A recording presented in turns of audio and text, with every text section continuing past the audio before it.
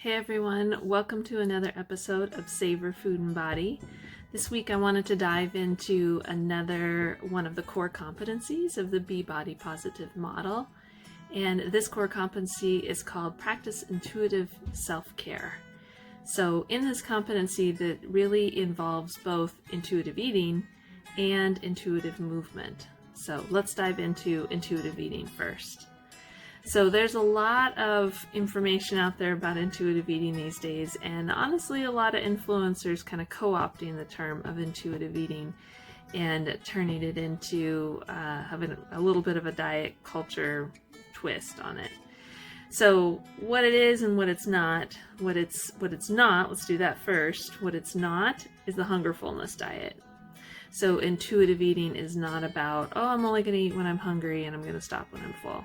It's way more nuanced than that, and it's way more individualistic than that. What it is tuning into all of your physical senses to decide what you're going to eat. So that's your taste, that's your sight, your smell, your feel, and I think of that as the physical feeling in your body, what would physically feel well in your body. That might have to do with how you digest foods and whatnot.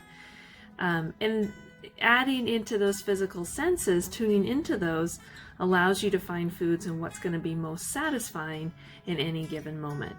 So of course you're adding into that whether you're hungry, and are you hungry for a meal, are you hungry for a snack, how much food might you be hungry for, but again, it's all really nuanced, and that's why this is a practice. Practicing intuitive self-care is not something that is black and white. That's really what we're trying to move away from, is a black and white mindset around food and movement. I have to eat these foods, I have to avoid these foods, I have to move my body in this way, or get this amount of exercise in. That's what we're trying to get away from. So when we're talking about intuitive eating being a practice, there's no right or wrong. There are only learning opportunities. I say that a lot with clients. There are only new learning opportunities when you're relearning these innate skills that you have in your body on what to, on how to feed yourself, on how to move your body. If you think back to, if you've ever seen a toddler exploring food and exploring their body, they're not hung up on how many calories are in the food or what their body looks like in while they're playing and moving their body. They're just doing it. And so we were all born with those skills. And so really this practice of intuitive eating and intuitive movement and practicing these intuitive self-care behaviors is getting us back to that innate wisdom that our bodies have. And really what we're focusing on is the fact that our bodies need all kinds of foods. So one of the common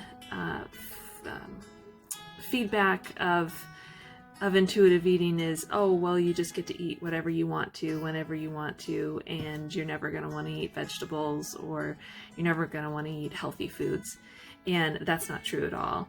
Our minds and our bodies need all types of foods. They need the nutritious foods as well as maybe not as nutritious foods, but those foods really satisfy our soul. Maybe they have good memories tied to them, or you enjoy eating them when you're at a party with friends, or I think about coming back from a hike or something like that. I'm really craving salty chips.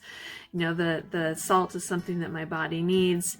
And are there other ways I could get that might be considered more nutritious? Absolutely.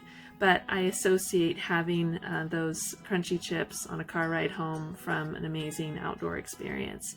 So in that regard, that's an example of a food that is satisfying my what my mind may need in that moment, that emotional connection with the food. So thinking that our bodies only are going to ever eat junk food, quote unquote junk food, with intuitive eating is just not the reality at all.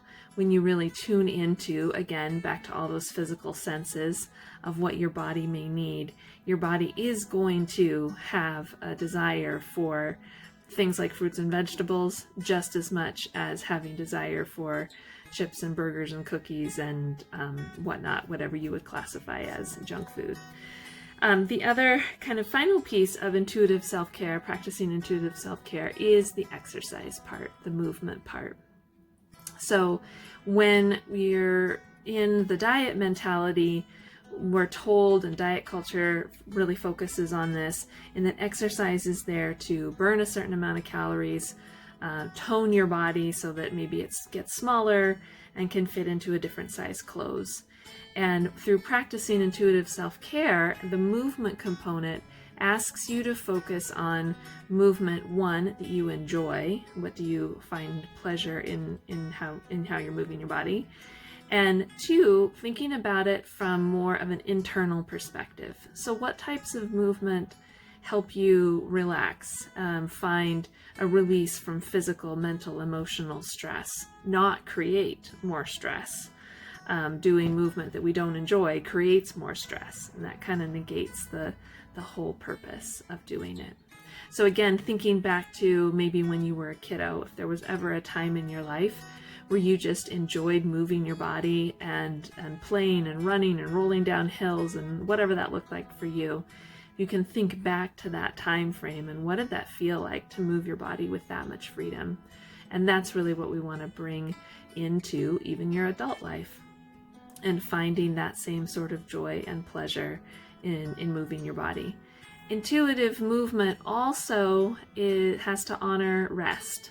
So we can't be going hard 24/7 all the time, even though our culture would like to have us think that we can do that all the time, but we do need rest. So intuitive movement is also honoring the body's need for rest. And that means you're not going to do the same type of movement every single day. Back in my marathon training days, I was very much in the mentality that I have to run this much, I have to cover this many miles at this much time, or it doesn't count.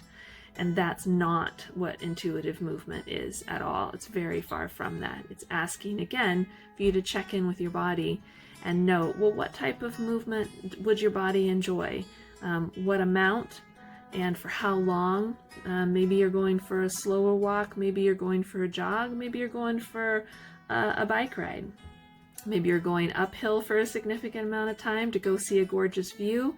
Maybe you're taking more of a stroll in the park because that's what your body needs, is something a little bit more low-key that day.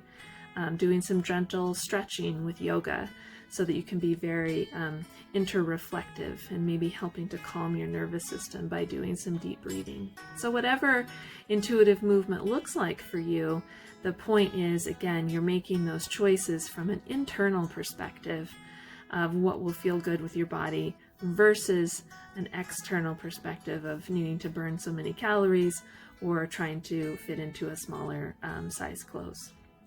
So with that, that's kind of in a nutshell, what intuitive eating is. Of course, there's a lot more with intuitive eating and the individual principles on what to practice with intuitive eating. We'll get into that more in other videos. And then also the intuitive movement part. So what type of movement would your body enjoy, and what can help bring both mental, emotional, physical relaxation in your body. So with that, if you have any questions, comments, you can find me over at alpinenutrition.org, and feel free to connect there, leaving comments. You can also find me on Instagram and Facebook at Alpine Nutrition. So I hope you all have a great weekend, and I'll talk to you again soon.